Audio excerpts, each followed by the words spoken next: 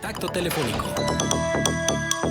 Tenemos el gusto de establecer contacto telefónico con el ingeniero Gilberto Lozano, líder del Frente Nacional Anti-AMLO, este movimiento social que lo que pretende es que Andrés Manuel López Obrador se retire del poder. Y vamos a hablar de la carpeta de investigación en su contra que el 29 de julio solicitó su abogado en la Fiscalía General de la República. Es un legajo impresionante como parte de la defensa legal de los delitos que se le imputan. Ingeniero, gracias por estar con nosotros. Le saludamos una vez más y tenemos la suerte de volver a conversar con usted, Manuel Cerrato y Marcela Pamanes. Con mucho gusto, Marcela. Buenos días a Manuel también y a toda la audiencia de La Laguna. Y sé que su programa llega a mucha más cobertura. Encantadísimo de conversar. Muchas gracias. Gracias, ingeniero.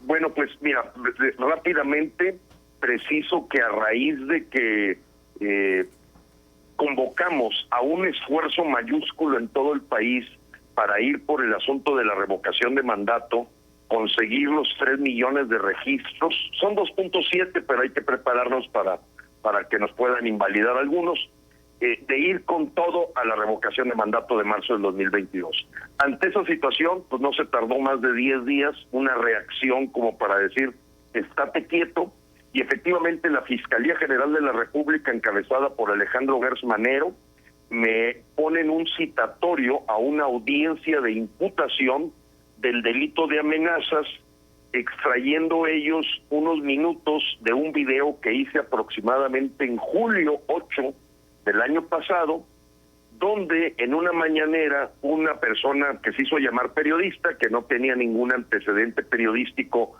más allá de participar en las mañaneras, pues le pregunta al mandatario nacional qué va a hacer con respecto a un atentado que está preparando la organización Frena. Así de sucinto les platico. Entonces yo hice un video donde hacía una réplica diciendo que esa persona pues iba a pagar caro. ¿Por qué? Porque pues hay mucha gente fanática que puede, a la hora que ocurrió en el contexto de la mañanera, tomar eso como si fuera real, que era totalmente falso. No hay absolutamente nada que muestre ni siquiera una insinuación de atentar a la integridad física del presidente. Eso es totalmente mentira. Lo nuestro ha sido buscar su renuncia. Entonces yo dije en ese video que iba a pagar caro porque lo íbamos a denunciar. Entonces, acto seguido, toman ese pedacito, te va a pagar caro, con una interpretación pues muy del estilo de ellos, para generar en menos de 3 días un acuerdo con el Poder Judicial para ser citado por un juez federal para una audiencia de imputación que ocurrió el 22 de julio. Ese es el inicio de un procedimiento penal contra mi persona, y lo que fuimos es a imponernos de la carpeta de investigación, que evidentemente recoge lo que ya el periódico El Universal había hecho muy claro, que estábamos siendo espiados, investigados, intervenidos, y eso es lo que me encuentro yo en la carpeta de investigación. En este momento hay orden del juez pues de no ver detalles del procedimiento penal contra un servidor. Nos sentimos muy fuertes, no hay un asunto que pueda tipificarse como tal, pero pues evidentemente Andrés Manuel López Obrador dio la orden, como lo ha hecho con todos los críticos del gobierno, pues de decir ya le llegó el momento a Frena, de frenarlos, porque andan ahorita muy entusiasmados con generar todo lo que se requiere para la revocación de mandato. Claro. Entonces nos impusimos de la carpeta efectivamente son 687 hojas, ya tuvimos esa primera audiencia de imputación con las declaraciones previas, cosa que ni siquiera ha vivido Peña Nieto, Romero de Champs o Emilio Lozoya. O sea, es una cosa impresionante ver cómo este sistema de injusticia está más orientado a perseguir políticamente a los críticos del gobierno que verdaderamente a los delincuentes. Y así pues hasta dan ganas de pedirle asesoría al Chapito, pues oye, ¿cómo le haces? ¿Cómo le hace el Mencho? ¿Cómo le hacen todos ellos para que ni siquiera sean citados a declarar? Toda vez que me es importante decirle a la audiencia que hoy hasta un mail, un correo electrónico es una notificación oficial. Ujú. Bueno, esta situación entonces seguramente se prolongará, digo, como al más puro estilo de la justicia mexicana. Es correcto, Marcela.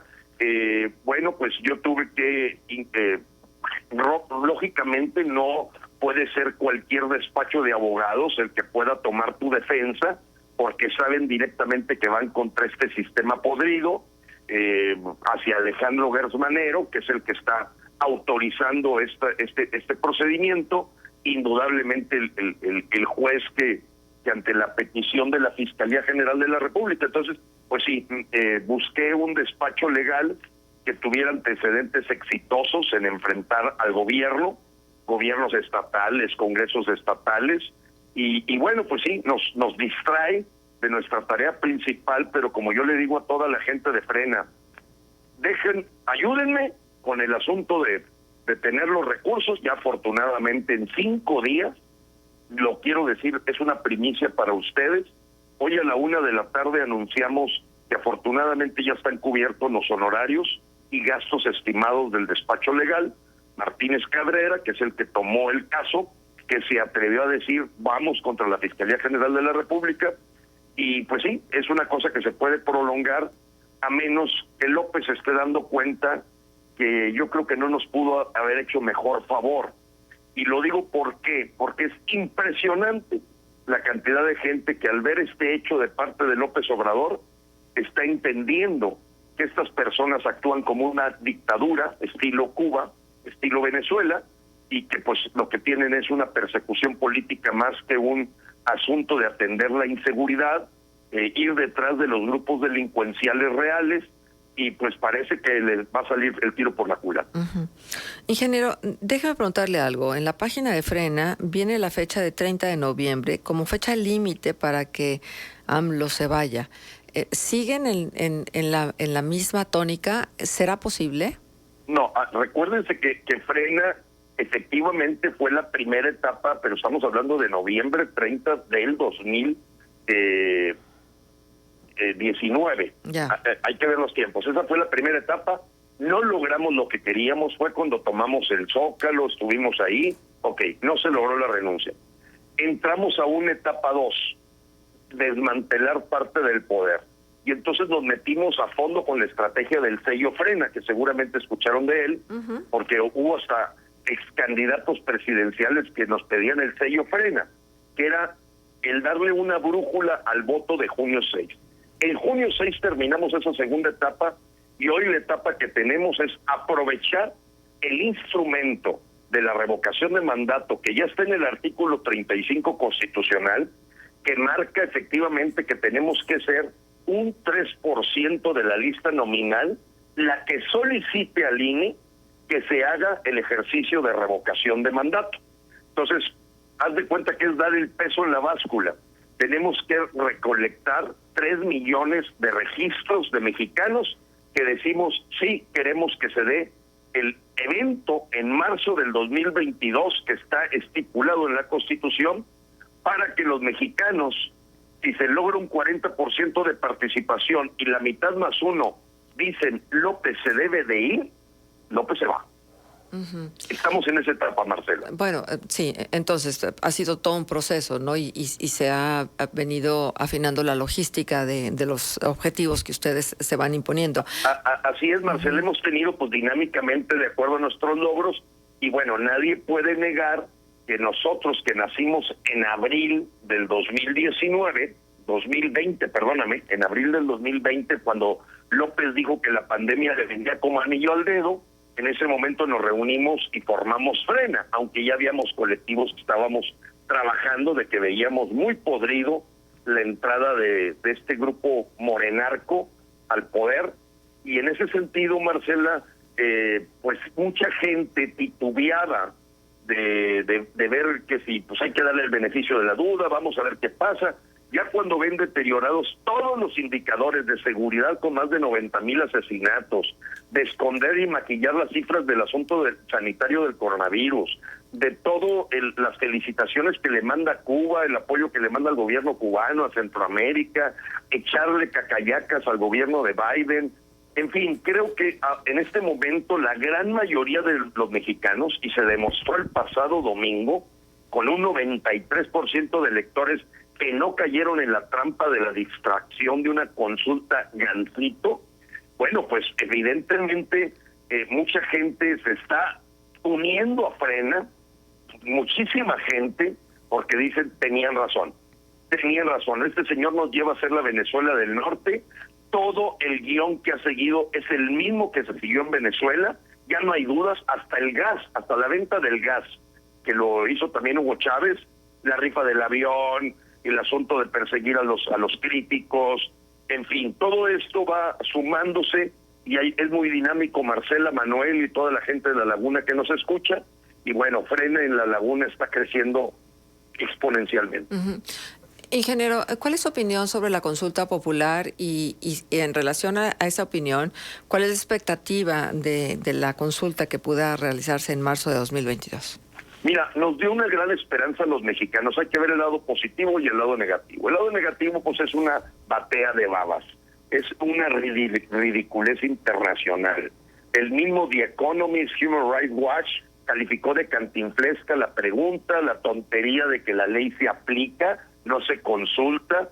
Y bueno, pues vimos claramente que a pesar del relleno de urnas, que fue totalmente conocido por los mexicanos, pues la gran mayoría de los mexicanos sabían que era una payasada, la rechazaron. A López no le queda más que decir que le fue muy bien, pero la verdad es que de los 30 millones de votos que logró López, pues en esta ocasión pues no tiene ni 5 millones, ya quitando todo lo que fue relleno de urnas, 5 millones de gentes que le hace caso a sus payasadas. O sea, de 30 se vino a 5, esa es la realidad, y en junio 6 lo vimos. La gente que votó por Morena, más el Verde, más el PT en elección federal, a pesar de todo el gasto inaudito, pues no llegaron a 15.3 millones de mexicanos, se fue a la mitad.